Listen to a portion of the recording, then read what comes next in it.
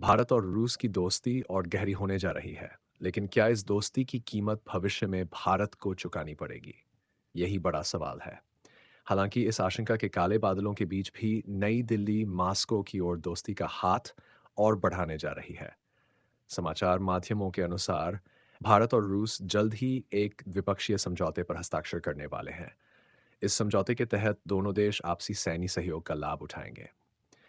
अ, भारत और रूस की दोस्ती हमेशा से ही विश्व कूटनीतिक क्षेत्र का एक प्रमुख विषय रही है।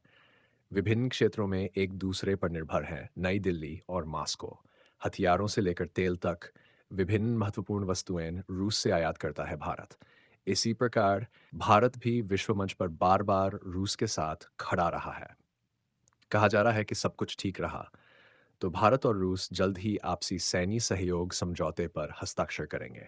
अब सवाल यह है कि इस समझौते से भारत और रूस को क्या लाभ होगा। विश्व के विभिन्न देश आपस में सैन्य सहयोग समझौतों पर हस्ताक्षर करते रहते हैं। इस समझौते के तहत देश एक दूसरे की समुद्री सीमाओं का उपयोग कर सकते हैं।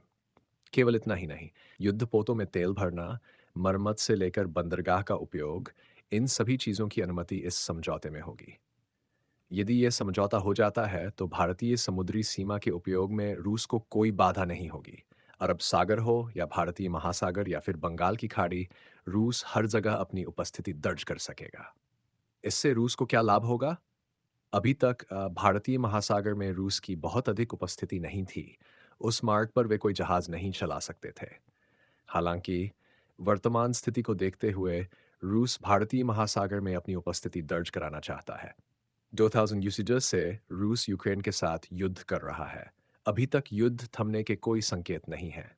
इस युद्ध के कारण अमेरिका, ब्रिटेन, जापान सहित पहले विश्व के देशों के साथ रूस के संबंध खटास तक पहुंच गए हैं। कई देशों ने रूस पर प्रतिबंध लगा दिए हैं। व्यापारिक दृष्टि से रूस को वैश्विक बाजार में बड़ा झटका लगा है। आर्थिक रूप से भी रूस दबाव में है। अन्य देशों में रूस की जो संपत्तियां हैं, उन्हें फ्रीज कर दिया गया है। उन्हें उपयोग न कर पाने के कारण मास्को को समस्याओं का सामना करना पड़ा है। ऐसे में भारतीय महासागर में उपस्थिति दर्ज कराना रूस के लिए बड़ी उपलब्धि होगी। अब से रूस इस मार्ग से व्यापार कर सकेगा, साथ ही अपने युद्धपोत भी तैनात कर सकेगा, विभिन्न दिशा में निगरानी भी रख सकेगा। भारतीय समुद्री सीमा में यदि रूस का कोई युद्धपोत हो तो उसके रखरखाव की जिम्मेदारी भारत की होगी। यह समझौता एक बार हस्ताक्षरित होने के बाद स्वतः नवीनीकृत होता रहेगा, जब तक कि दोनों देशों में से कोई आपत्ति न जताए। रूस की तरह भारत भी इस समझौते से लाभ उठा सकता है। हालांकि कूटनीतिक क्षेत्र के अनुसार इस समझौते से सबसे अधिक लाभ रूस को होगा, क्योंकि रूस की समुद्री सीमा का उपयोग करके भारत को बहुत अधिक लाभ नहीं होगा। केवल रूस ही नहीं, भारत ने अतीत में अन्य देशों के साथ भी इस प्रकार के समझौते किए हैं। इस सूची में America, France, Australia, Japan, Singapore, दक्षिण कोरिया और ओमान के साथ देश शामिल हैं। कूट कूटनीतिक क्षेत्र के अनुसार रूस के साथ भारत का सैन्य सहयोग समझौता होने पर अमेरिका नाराज हो सकता है। रूस अमेरिका के संबंध अच्छे नहीं हैं, यह सर्वविदित है। विश्व युद्ध के समय से ये के विरोधी रहे हैं। यूक्रेन युद्ध के कारण यह संबंध और भी बिगड़ गया है। अमेरिका ने यूक्रेन के समर्थन में खड़ा होने की घोषणा की है, यहाँ तक किसी भी प्रकार से सहायता देने का वादा किया है। संयुक्त राष्ट्र में भी अमेरिका ने रूस के खिलाफ आवाज उठाई है। लेकिन इतनी सारी चीजों के बावजूद युद्ध को लेकर भारत कभी भी रूस के खिलाफ नहीं गया।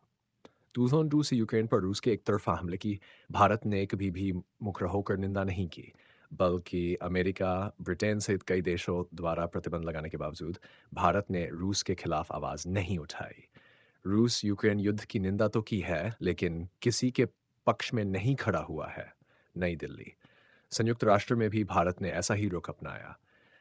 यहाँ तक कि यूक्रेन युद्ध को समाप्त करने के उद्देश्य से हाल ही में स्विट्जरलैंड में आयोजित शांति बैठक में भारत ने प्रतिनिधि भेजा, लेकिन संयुक्त बयान पर हस्ताक्षर नहीं किया। कई लोगों के अनुसार बयान पर हस्ताक्षर न करके भारत ने रूस को संदेश दिया है। उन्होंने ये दिखाने की कोशिश की है कि भारत पहले की तरह ही रूस के साथ रहेगा। ऐसे में नए समझौते पर हस्ताक्षर दोनों मित्रों के बीच हो सकते हैं।